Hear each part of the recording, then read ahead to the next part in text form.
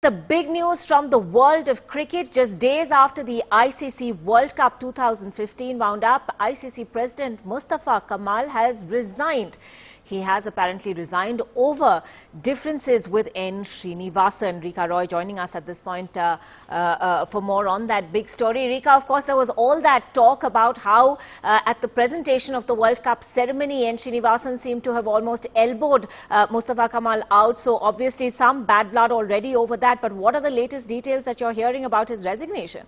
Well, Ankita, during the World Cup final, Mustafa Kamal had said since he was not given the constitutional rights to give out the cup, he would no longer remain the president of ICC. According to the ICC constitution, the president hands out the cup to the winners. But since the constitution changed last year, the all-important person in the ICC is now the chairman, who's N. Srinivasan. So he thinks that rightfully he has handed over the cup to the winning captain. But Mustafa Kamal miffed with the fact that he was not given his constitutional rights, said that he would resign, also exposed certain elements in the ICC. We do not know about who he was specifically talking about.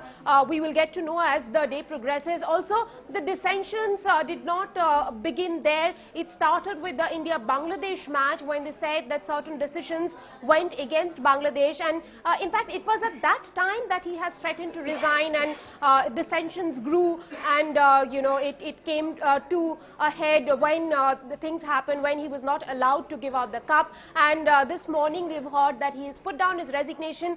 His tenure was to last till June next year, when both the chairman and the president would have changed. But now, of course, we know that he will no longer remain the president of ICC.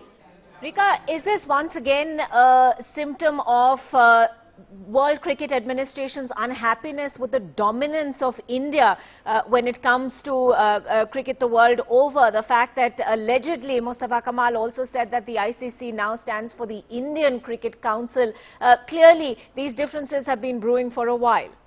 Ankita, they have been brewing for about last couple of years, ever since India, Australia and England became that all-powerful bloc. In fact, many within the ICC have gone on to say that these three have pulled UN Security Council on the rest of them, because the rest of them do not now know how ICC really functions.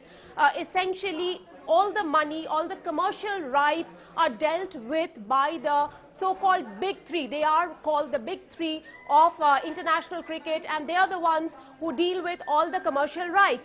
So clearly the others who are involved in the ICC are not happy with the situation. Bangladesh is one of them, though I must say, Ankita, that Bangladesh's vote is very, very important for India, and they remain a key partner for India, because N. Srinivasan during the voting relied a lot on Bangladesh. There were talks that Bangladesh will be demoted and they will no longer be a test nation, but they remained as the test nation before that crucial voting, because Bangladesh's vote did count, and because they were important, they were given a lot of sops by the ICC. It was back then, it was back in 2013, after which N. Srinivasan became the chairman of ICC. Now things have obviously changed. Equations within the ICC have changed, and Mustafa Kamal is a disgruntled element. We do not know what happens when the next round of ICC voting takes place. Rika, let's go back to the point you were making earlier. Mustafa Kamal reportedly very upset with India's win over Bangladesh in that quarterfinal match in Sydney on the 19th of March. He actually seemed to imply that umpires officiating that match had a distinctly pro-India agenda, and it was particularly Rohit Sharma who was given not out, which seemed to have been the contentious decision. Absolutely, Ankita, that was a contentious decision, and that is what the Bangladeshis have been very, very unhappy with. A lot have been written in the Bangladeshi media. The president talking about it has really added fuel to fire, and it was from then dissensions brew, and he's complained to the ICC, but ICC Chief Executive David Richardson said that he was not in a position to take down his complaint, because ICC clearly believed that the umpiring in the match was fair, and the umpires umpires had a lot of integrity. That's what ICC's version was. And ever since then, Bangladesh have not played along the ICC lines.